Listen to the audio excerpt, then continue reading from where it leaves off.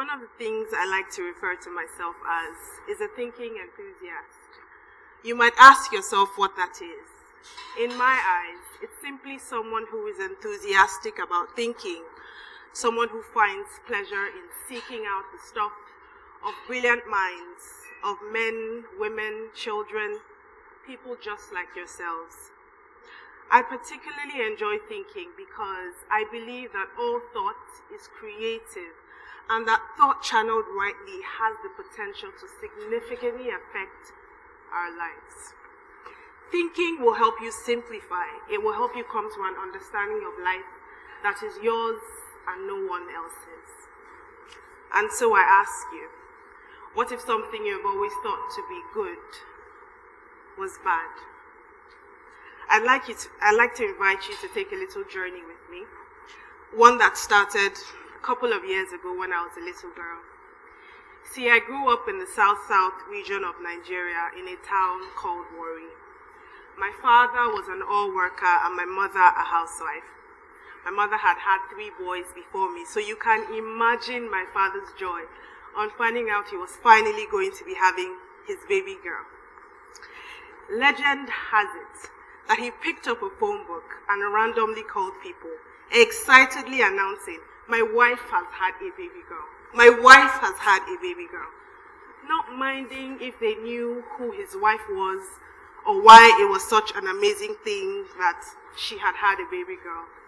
I can imagine the people on the other side of the call thinking, yeah, well, my wife has had a baby girl too. What's the big deal? But this was the home that I grew up into. And to make matters better, I was the perfect kid. I did everything right.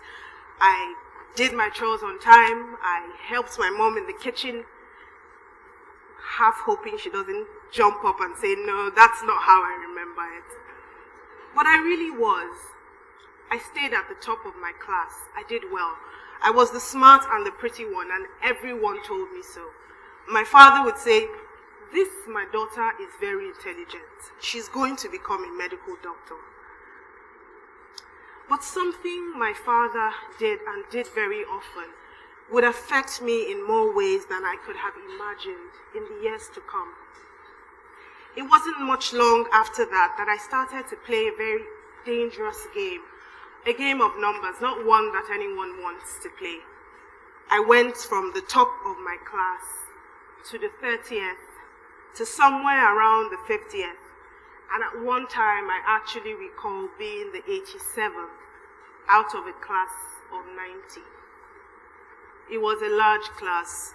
Those who went to federal government colleges can probably relate.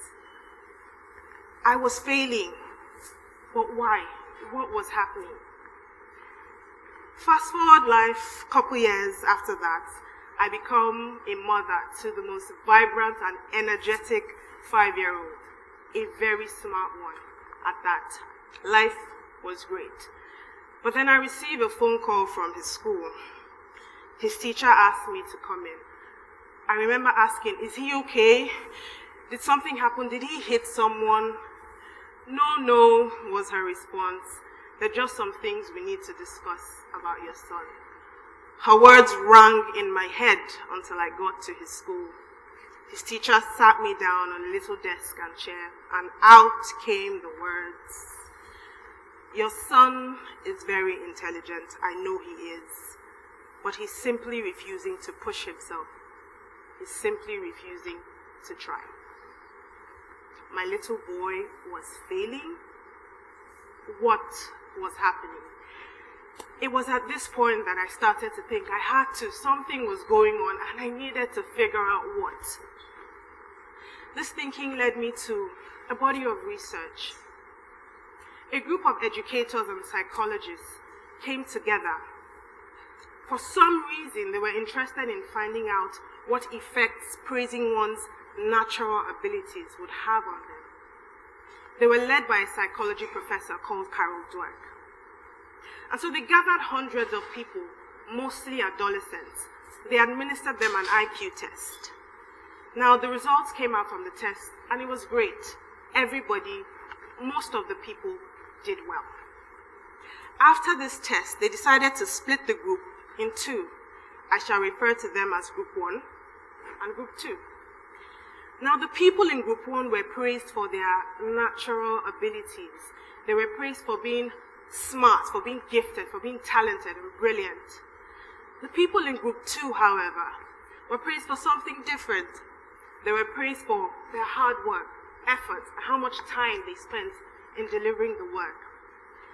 After this, a second test was administered, one that was more challenging, more difficult, and something became apparent. The people in Group 1, those praised for their natural abilities, didn't do so well on this test. And when given the choice of whether to continue or whether to stop, they chose to stop. The people in Group 2, however, were different. For some reason, they were excited at the challenge. A startling 90% of them jumped at the opportunity, even at something that was more difficult. They simply decided to apply more effort. There was another very striking find during this experiment. All the participants were asked to write a little note, briefly describing their challenges and also highlighting their test scores. 40% of the people in Group 1 lied about their test scores, ascribing themselves higher grades than they had actually received. Now, I love how the head researcher put it. She said, and I quote, "What is so alarming is that we took ordinary children and turned them into liars simply by telling them they were smart." End of quote. And so it turns out that telling people they were smart made them feel dumber and act dumber. What is even more so telling is that many of us might have grown up like this without even realizing. We sink into a sea of always wanting to be seen as smart, as put together, as having everything figured out. Scared to push our boundaries for fear that we might reveal some of our inadequacies. So we sit in the comfort of our zones and we bask. This was me for years, holding on to my labels, clinging on to them for dear life, because if I wasn't smart or beautiful, then who was I? Who are you? And so, if you are not drop-dead gorgeous or genius-level intelligent, would it be so bad to just be you? Now, I know no one intends this. I mean, no one is sitting down thinking, gee, whose life am I going to ruin today? No one intends this. No one intends to turn the ones that they love off learning, or in this case, turn them into liars. But this is the danger, in that the people to which we bestow these statements of praise might choose to hold on to them, even to the detriment of themselves. They sit where it is safe, where they can't fail, in their comfort zones, but they need to move forward. That is the only way to grow. We all have potential that we want to encourage, both in ourselves and in others. And I'm asking that you do just that, but in a way that places value on work, not on genes. When you choose to praise someone, praise them for the things that they have accomplished through hard work, through persistence, through dogged determination. Because after all, aren't these the things that make life a little more meaningful? I didn't mention this earlier, but when I got home from my son's school that day, I had a talk with him. I asked him why it was he was refusing to push himself, because I couldn't understand it.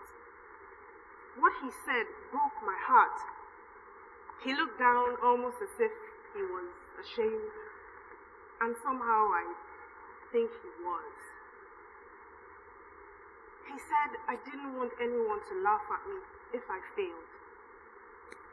He's 5.